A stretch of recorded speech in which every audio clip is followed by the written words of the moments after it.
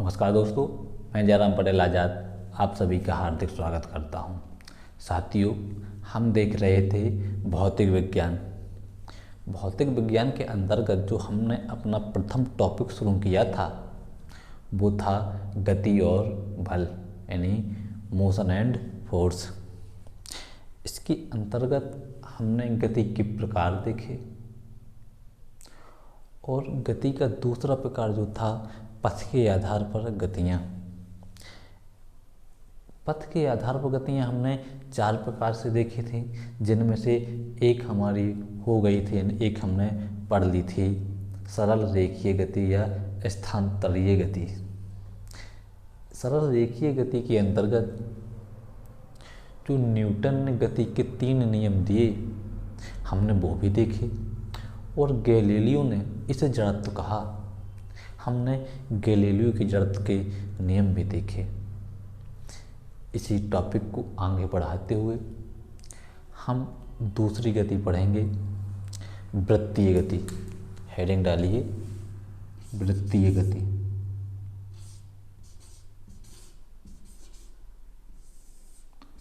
वृत्तीय गति या घूर्णन गति।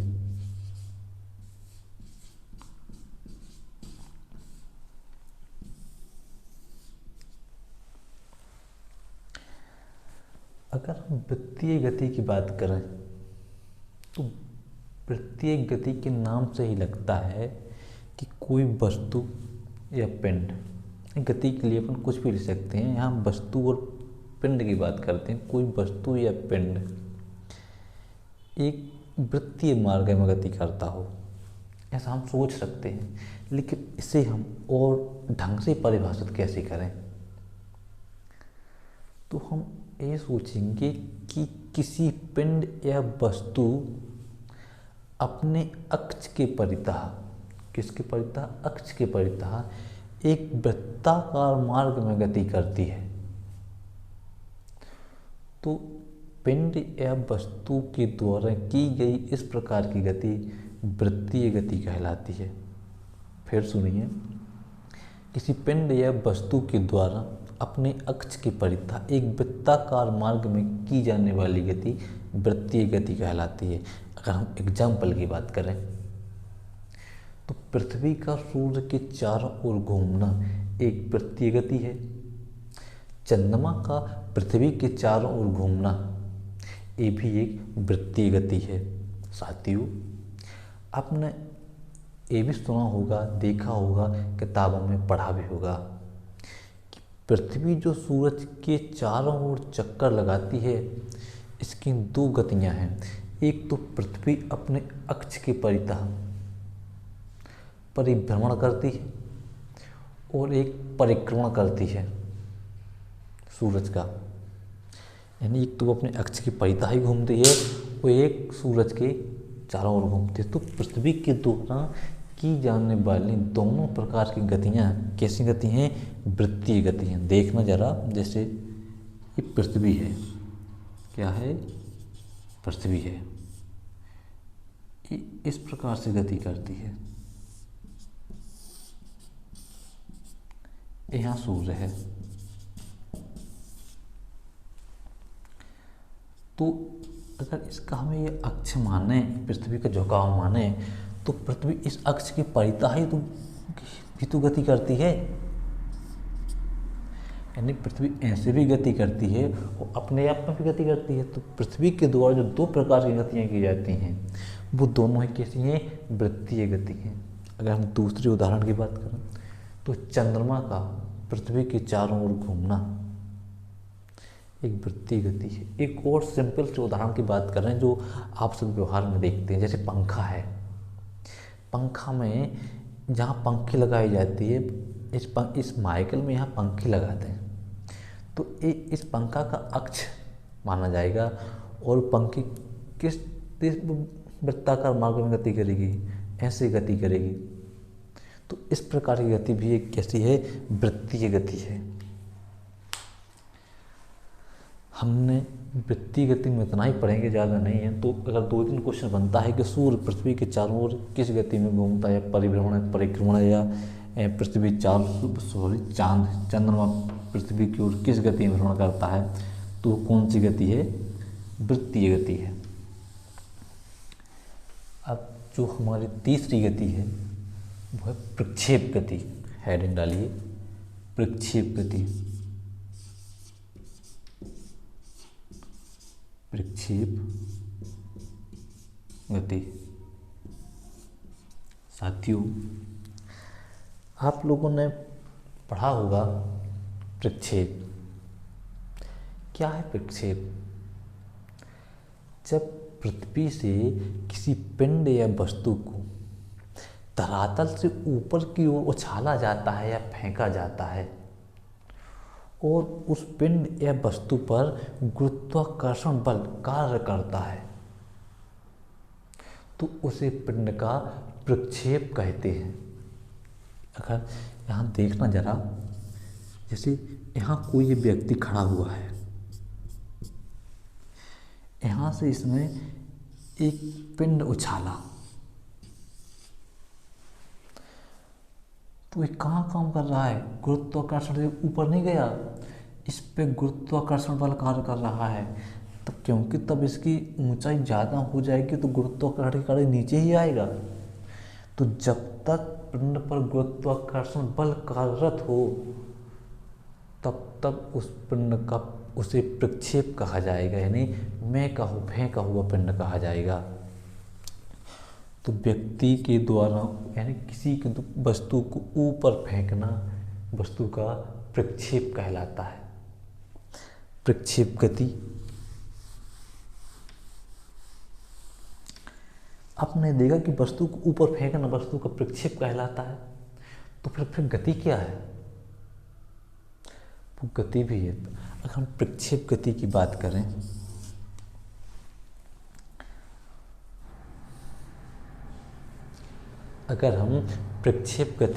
करें, तो जब किसी वस्तु या पिंड को उसके प्रारंभिक वेग से ऊपर की ओर फेंका जाता है, जैसे यहाँ से किसी वस्तु को प्रारंभिक वेग से ऊपर की ओर फेंका जाता है, यानी हमने इसे ऐसे फेंका और वह पैरागोलिक पथ पर गति करती है, यानी ये इसका पैरागोलिक मार्ग है, पैरागोलिक पथ है, इस प्रकार से गति करती है, तो उसे उस पिंड का प्रक्षेप या उस पिंड की प्रक्षेप गति कहते हैं। फिर से सुनिए, जब किसी वस्तु को प्रारंभिक वेग से ऊपर की ओर फेंका जाता है और वह पैरागोलिक पथ पर गति करता है, कैसा गति करता है या करती है, पैरागोलिक पथ पर, तो वस्तु या पिंड के द्वारा की गई इस प्रकार की गति साथियों प्रक्षेप गति कहलाती है। एग्जाम्पल की बात करें तो तोप से दागे गए गोले की गति, हाथ से फेंके गए भाले की गति प्रक्षेप गति है। कैसी गति है? अपन यहाँ से तोप से माना कि अपन ने कोई गोला दागा, तो तोप से गोला ऐसे नहीं जाता है सीधे से काम गति करे, वो गोला ऐसे ही जाएगा। तो इस प्रकार की तोप से दागे गए गोले की गति भी प्रक्षेप गति है, हाथ से फेंके गए भाले की गति भी प्रक्षेप गति है। साथियों, अगर इसका कोण थीटा है, प्रक्षेप की ऊंचाई h, इसका उड्डयन कहा जाएगा इसे, क्योंकि ये ऊंचाई हुआ, तो इसका जो उड्डयन और ए इसका कहा जाएगा महत्तम परास।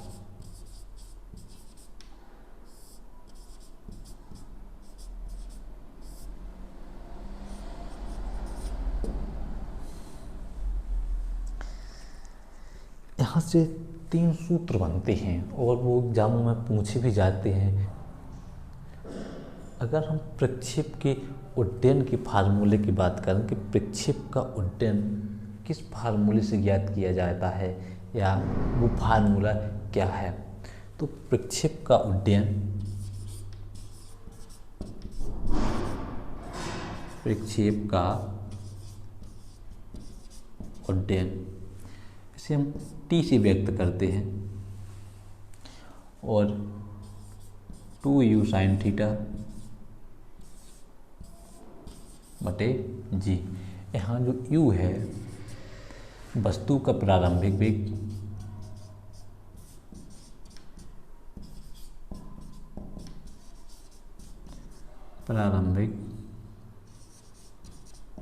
वेग, और जो g है एक गुरुत्वाकर्षण है। क्या है? गुरुत्वाकर्षण। और थीटा प्रक्षेप का कोण, प्रक्षेप का क्या है? थीटा प्रक्षेप का कोण है। क्षैतिज परास की गणना से माध्यम का परास करते हैं, महत्तम परास।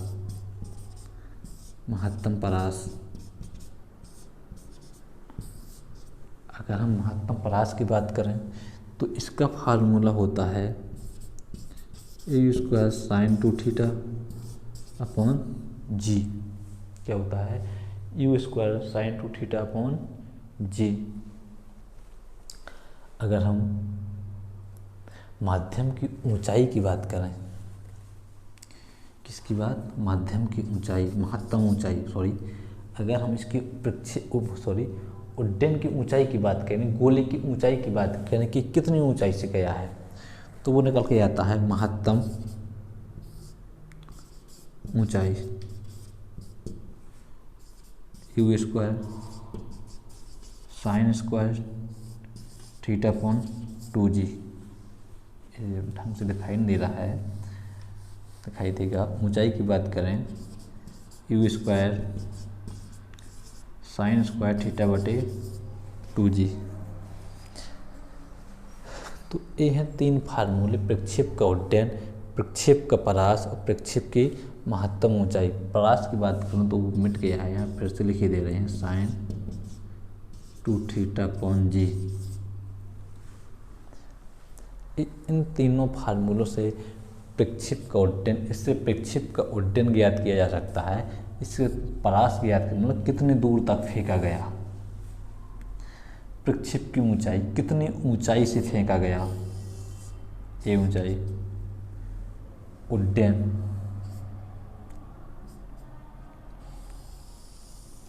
कितना समय लगा। इस सब तीनों इस फार्मूले से निकाले जा सकते हैं। अब यहाँ से थोड़ा 1-2 बातें और समझने के लायक हैं जो कंफ्यूज बहुत करते हैं, एग्जाम में पूछ भी जाती हैं। जैसे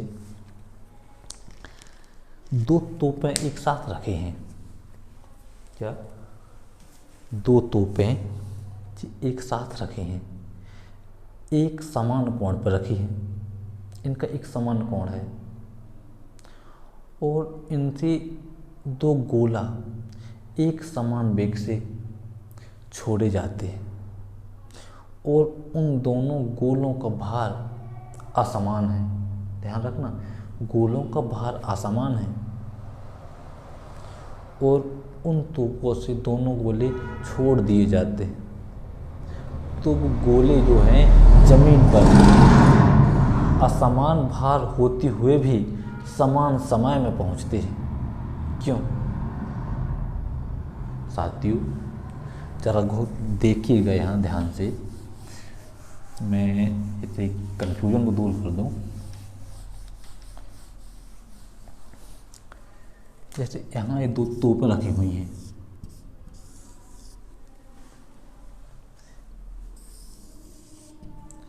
समान कोण पर जो भी हुई हैं, यहाँ से समान भार के 2 गोले, यानी इसका 3 किलोग्राम भार है, इसका 2 किलोग्राम भार है, और जो यहाँ से फेंक के यहाँ तक पहुँचती हैं, ये इनकी ऊंचाई है दोनों गोलों की। तो ये दोनों असमान भार के होते हुए भी इनका दोनों का कोण कितना है? थीटा। उतना ही इसका कोण है, उतना ही इसका कोण है। इनका वेग भी v1 है, इसका वेग भी v1। इन दोनों का वेग कैसा है? समान वेग या समान कोण से हैं। वो असमान भार वाले 2 गोला एक साथ छोड़े जाते हैं, तो तो वह समान समय में जमीन पर पहुंचते हैं, क्योंकि ध्यान देना, क्योंकि प्रक्षेप का उड्डयन जो है प्रक्षेप की ऊंचाई और प्रक्षेप के परास पर निर्भर नहीं करता, क्योंकि दोनों गोले समान गति से छोड़े गए, समान ऊंचाई से गए और समान कहाँ गए, दूरी पे गए। तो प्रक्षेप का जो उड्डयन है, यानी जो उड्डयन है ये वाला परास, प्रक्षेप का परास और ऊंचाई, ये दोनों प्रक्षेप के उड्डयन इस समय पर निर्भर नहीं करते, एक समान समय में पहुंचेंगे। ये हुआ हमारा उड्डयन काल। अब एक गति और, हाँ शायद हमने 3 गतियाँ पढ़ ली हैं, दोलन गति या कंपन गति। हेडिंग डालिए दोलन गति।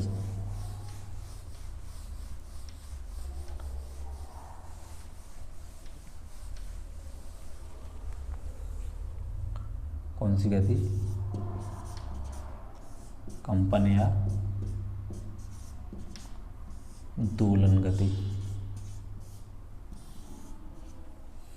कंपन गति साथियों, जब वस्तु अपने मध्य स्थिति की दोनों ओर गति करती है।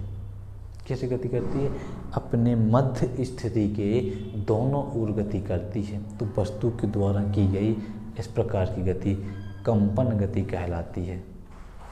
फिर सुनिए, जब कोई वस्तु मध्य स्थिति, अपने मध्य स्थिति की दोनों ओर गति करती है, तो वस्तु द्वारा की गई गति कंपन गति कहलाती है। एग्जाम्पल की बात करें तो स्प्रिंग की गति, झूले की गति कंपन गति है, तरंग की गति ये भी कैसी गति है, कंपन गति है।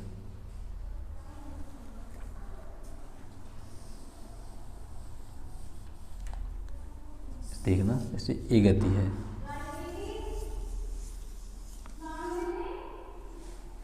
एक कंपन गति है।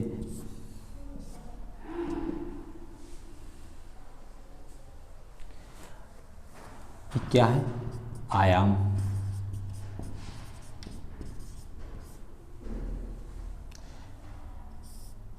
एक क्या है, आवृत्ति,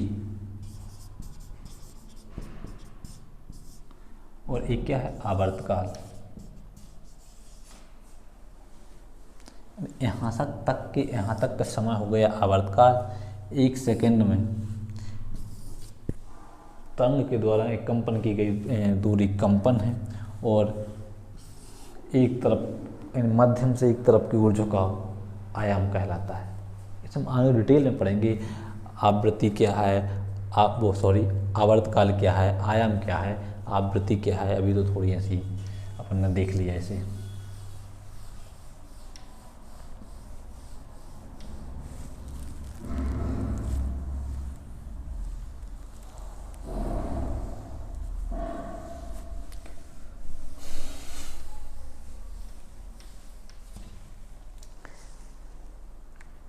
अब हम एक गति और रह गई है, दोहराव के आधार पर गति। कैसी गति, दोहरा, हेडिंग डालिए दोहराव के आधार पर। दोहराव के आधार पर गति। साथियों, दोहराव के आधार पर गति 2 प्रकार की होती है, एक आवर्त गति, एक सरल आवर्त गति। कौन सी गति होती है, आवर्त गति,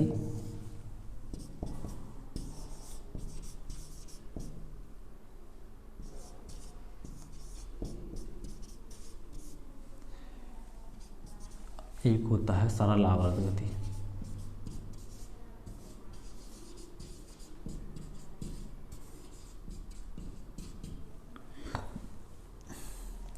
अगर हम आवर्त गति की बात करें साथियों, जब किसी पिंड द्वारा या जब कोई पिंड गति कर रहा हो और वह निश्चित समय में उस पथ पर उसकी पुनरावृत्ति होती हो, जैसे एक कोई गोला है, यहाँ एक व्यक्ति गति कर रहा है, ऐसे ऐसे गति कर रहा है, वो एक निश्चित समय अंतराल में वो यहाँ पहुँचता है। यानी पिंड की ऐसी गति जो उसके पथ पर की गई गति में, उसकी गति में पुनरावृत्ति होती हो, आवर्त गति कहलाती है। उदाहरण की बात करें तो घड़ी के सुइयों की गति आवर्त गति है, मतलब पिंड द्वारा की गई ऐसी गति, जिस पिंड द्वारा की गई ऐसी गति उसके पथ पर निश्चित समय अंतराल में गति की पुनरावृत्ति होती हो, आवर्त गति कहलाता है। घड़ी के कांटों की गति, ये भी एक आवर्त गति, क्योंकि वो अगर घंटे की घड़ी की बात करें तो वो 60 मिनट में उसी स्थान पर आती है और फिर 60 मिनट में उसी स्थान पर आती है। हाँ, पृथ्वी की गति भी तो एक आवर्त गति है। पृथ्वी की गति एक आवर्त गति है, क्योंकि 365 दिनों में सूरज का चक्कर लगाती है। पृथ्वी की गति भी एक आवर्त गति का ही उदाहरण है। सरल आवर्त गति की बात करें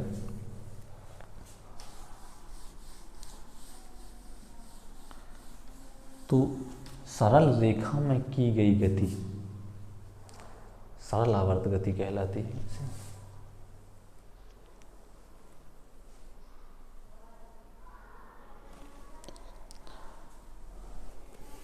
अगर हम सरल आवर्त गति की बात करें, किसी वस्तु या पिंड की ऐसी गति जो एक सरल रेखा में गति करता हो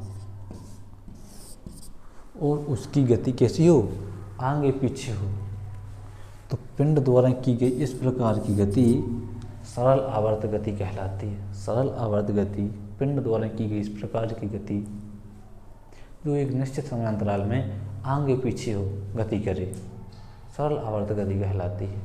अगर हम एग्जाम्पल की बात करें तो लोलक की गति, से ये कोई लोलक है, ये यहाँ गति करता है, ये यहाँ गति करता है, तो यहाँ आएगा, फिर यहाँ से यहाँ जाएगा, फिर यहाँ से यहाँ आएगा, फिर यहाँ से यहाँ जाएगा, तो ये कैसी है, सरल आवर्त गति है। ये सरल आवर्त गति का उदाहरण है। तो हमने गतियाँ लगभग समाप्त की हैं। हमने विमाओं के आधार पर भी गति देखी, पथ के आधार पर भी गति देखी और दोहराव के आधार पर भी गति देखी। दोहराव के आधार पर गति की बात करें तो एक आवर्त गति हुई और एक सरल आवर्त गति हुई। पथ के आधार पर हमने भी गतियाँ 4 प्रकार की देखी, जिनके अंतर्गत हमने न्यूटन के नियम भी पढ़े, इनके महत्वपूर्ण उदाहरण भी देखे। और जो विमाओं के आधार पर हमने गतियाँ पढ़ी हैं, उनके महत्वपूर्ण उदाहरण भी देखे, जो कहीं ना कहीं एग्जाम में पूछे गए हैं। नमस्कार, आज के लिए इतना ही।